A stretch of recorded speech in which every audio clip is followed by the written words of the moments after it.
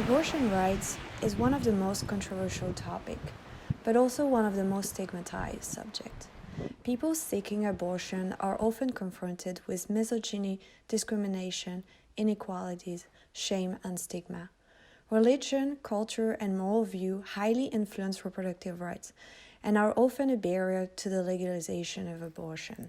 In average, one woman out of three will have an abortion at some point during their reproductive life, meaning that within your entourage, there is a high chance that one woman or more that you know had had an abortion, even though you might not be aware of it. Like many others, I had myself an abortion, and as heavy as the experience was, I have no regrets. I did what was best for me. Like many others, I could choose. But for too many, this choice, or shall I say this right, is still not assured. Even in countries where in appearance the practice is legal and seems widely accepted, it can never be taken for granted. Reproductive rights are a matter of women's rights and human rights, meaning that, just like gender equality, abortion rights are everyone's problem. My name is Lucile, and this is my expedition on abortion rights.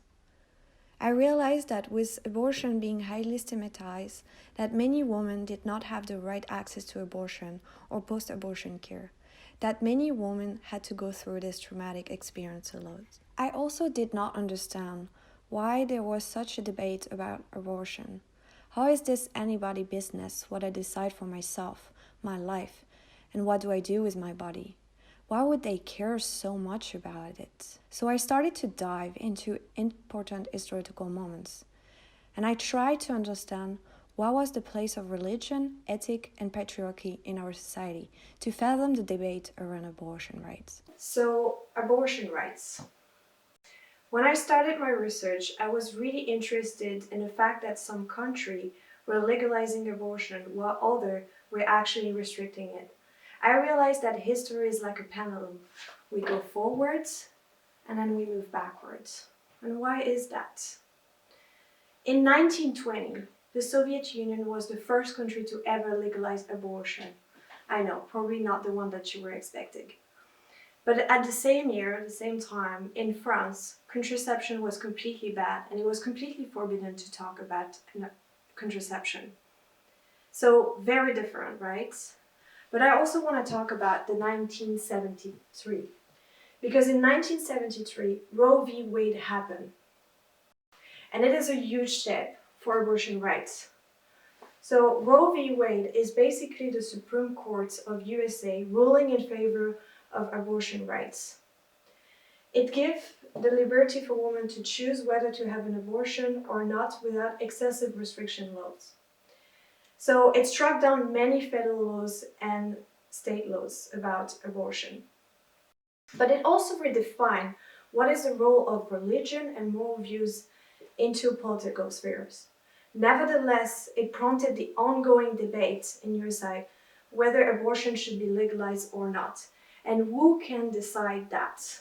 Roe v. Wade influenced many movements and many laws in favor of abortion rights, but the counterpart of that is that it also led to the rise of many counter-movements, such as protests against abortion rights, but also the pro-life movement, for example. Now the situation in the United States is that 14 states have restricted or attempted to restrict their laws regarding abortion. In Alabama, for example, abortion is now only legal if a woman's life is in danger. So that means that now in Alabama, if a practitioner wants to practice an abortion, it is now illegal, which means that he could face up to 99 years in prison. A rapist, on the other hand, would face only up to 20 years in prison. Do you think that's normal? What is happening in the United States is very dramatic. And I try to understand the pro-life perspective. So from their ethical point of view and their moral views, life begins at conception. It has a consciousness.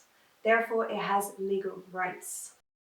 But as the states are restricting their abortion laws, they don't seem to care, however, about the horrible infant mortality or the deplorable access to healthcare.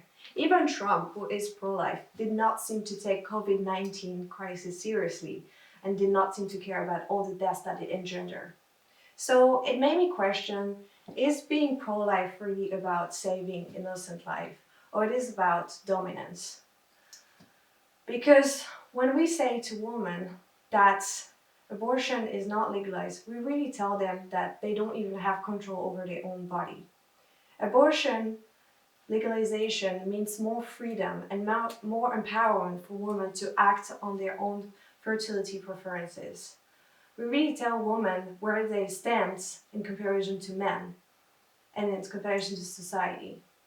And this is not normal. This is not the way it should be. When I look back at history, I realize that women's body have always been controlled and women have always been oppressed, and it's still the case today. In history, actually, women are the population that have been the most persecuted. We are the population that have been the most executed in the world. And when I looked at the 16th century and the horrible witch hunts that happened, I understand that women who dare to take their independence and be free were reduced to burn on the stake. Let's also remind that witches were actually really good healers. They had really good knowledge about herbology, and most of the time they were actually better than men in this domain. But women could not pretend to have such a knowledge at that time, so they were eliminated. Witches was also a term invented by the church and the men in order to criminalize those women and discriminate them. But witches were also women helping other women seeking abortion. But let's come back to now. What is happening in USA is actually also happening in Europe. For example, in Poland, abortion laws were recently restricted. And why is that? Why is that happening?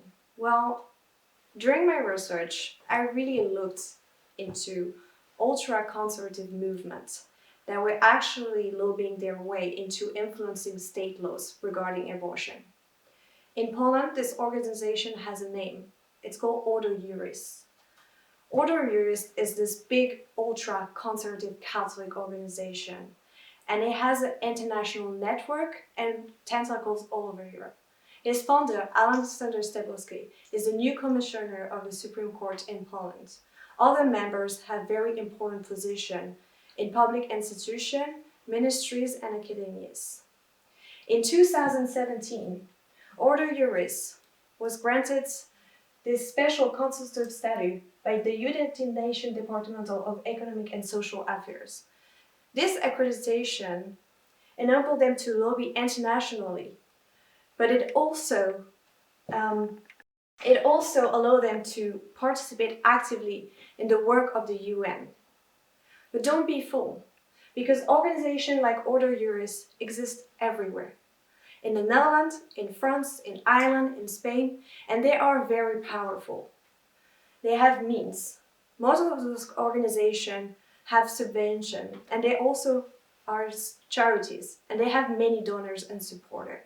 They are gaining power, and this is very scary for women's rights, because their aim is to criminalize abortion and restrict abortion rights. As I said before, abortion rights and women's rights can never be taken for granted.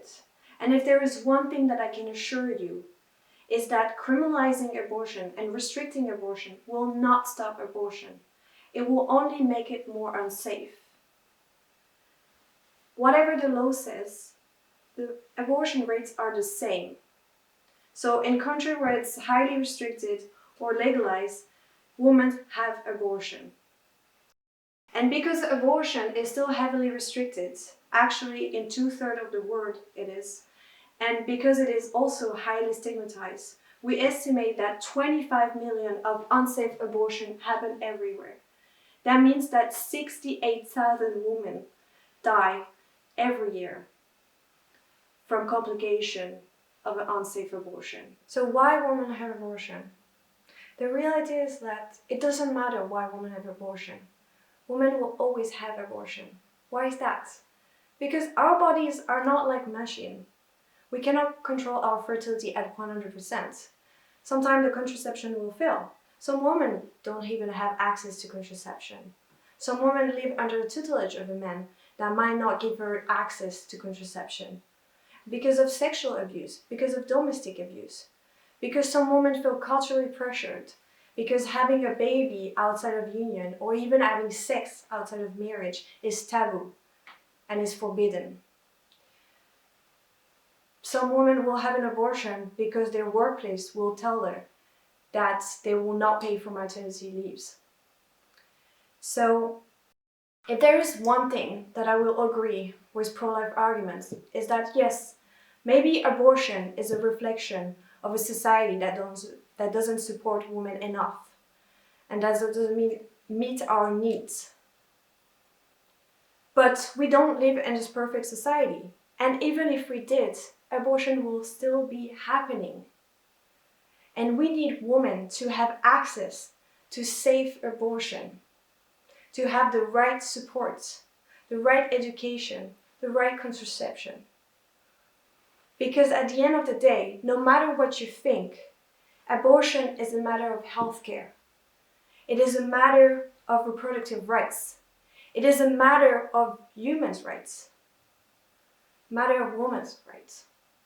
But most importantly, it is a matter of freedom. I just want to say that no, abortion is not on our bucket list. It is not something that women wish for. But restricting abortion does not fix the issue. It just expands the problem. There is not one profile for abortion. From every country, every culture, every religion and background, women have abortion. When we decide whether abortion should be legal or not, we should always think with empathy, with respect, and with an open mind. It is our responsibility to men and women to support each other and fight side by side for our rights. But through my research, I also realized that we live in a world where important decisions are often made out of fear rather than out of love. And it shouldn't be. Important decisions must be taken out of love. Nevertheless, humans are incapable of making decisions out of love unless someone has showed it to them.